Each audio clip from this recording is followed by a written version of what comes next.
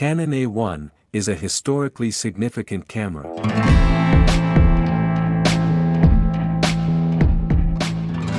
The first SLR to offer an electronically controlled, programmed auto-exposure mode. It was manufactured by Canon Camera in Japan from March 1978 to 1985. The most versatile Canon ever, the computerized Canon A-1. This extraordinary 35mm camera. The A-1 attracted much press attention when it was released in early 1978. Not all comments were positive. Some professional photographers worried about the long-term reliability of its consumer-level mechanical and electronic components. However, the automated features appealed to many young photographers. I recently bought this Canon A-1 at a risk from an antique shop.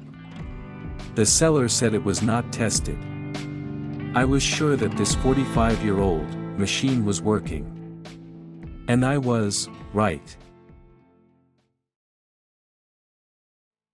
At the top of the camera are the main tools. Unlock the camera by turning the main switch from L to A. To use the self-timer, scroll to 2 or 10 seconds. Only the LED lamp lights up. Next is the multiple exposure lever. When you turn it to the left, a red dot appears so you can expose it twice in the same frame to make an art photo, like this one. Mode selector is done via a mechanical ring. Speed priority. We have a choice from a bulb, 30 seconds to 1000, and a full program. Now is aperture priority. The choice depends on the lens we have chosen. The window is a frame counter. The left side of the camera. Battery check button. The battery check button serves the dual purpose of activating the charge level LED and cancelling the self-timer operation. To see the alphanumeric display in the viewfinder, the lever must be on the right. Set your film speed. With a silver unlocking button on the side, push in and then rotate the dial to the ASA of your film.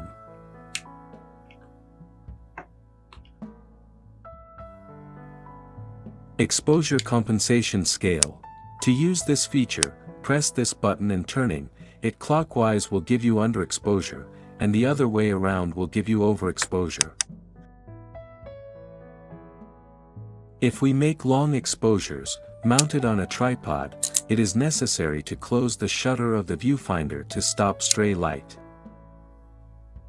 The front of the camera. Once you have selected a settings mode, you can lock them with a dial guard. Under this small cover is the battery that powers the camera's electronics. Without a battery, the camera does not work. Socket for connecting a flash with a cable. Stop-down lever. You can check the depth of field visually simply by inspecting the subject through the viewfinder. This is the exposure preview switch. When you press it in the viewfinder, you will see information about the speed and aperture. Exposure memory switch. When pressed, stores the exact exposure value in the microcomputer system. For example, if you're shooting contre-jour and the subject is in the dark, meter the light there. And hold the button while shooting. To remove the lens, press the button on the bottom and turn it counterclockwise. To insert the lens, you need to match the 2 red dots and turn it clockwise. The lens has 2 settings, automatic and manual. The focus is manual, and to make sure we focus correctly on the frosted glass circles, must be clear. Also, depth of field scale is a good tool for sure of focusing. To open the cover, we must pull the film return crank, and the drive must be off. We insert the cassette carefully, and pull the film forward to the drive roller. We put back the return crank. We attach the film to the drive roller.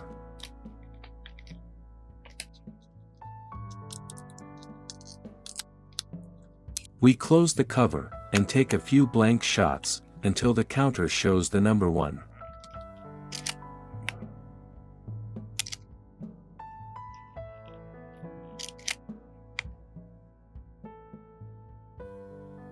We turn on the drive motor, and we are ready for shots.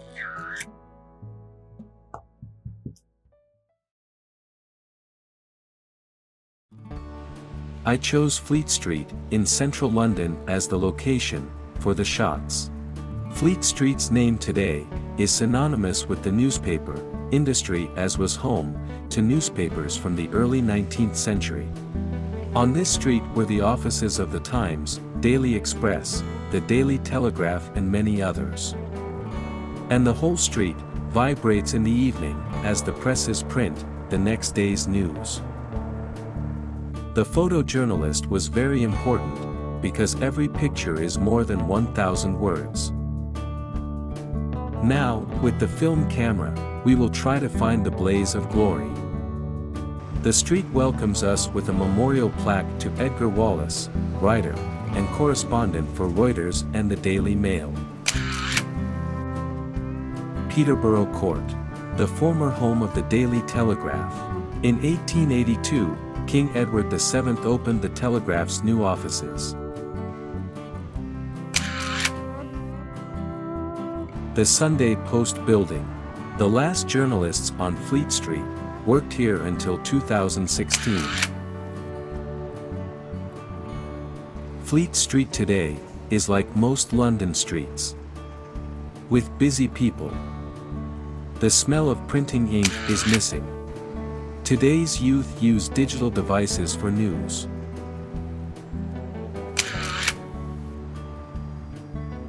It is with some sadness that we leave this emblematic street, but its historical role will not be forgotten.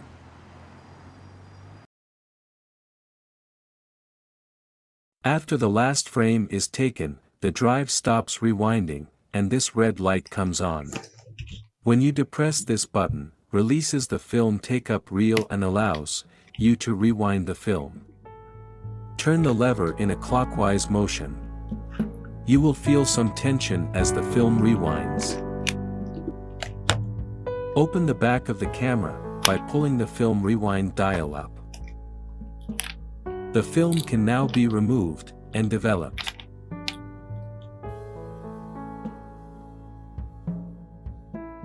The negative looks good, and we will do a digital review of the photos. These few shots I took are a test. I was shooting a full program, with 100 ASA black and white film. I checked that all mechanisms and appliances were working. In the next video, I will test all modes of this historical camera.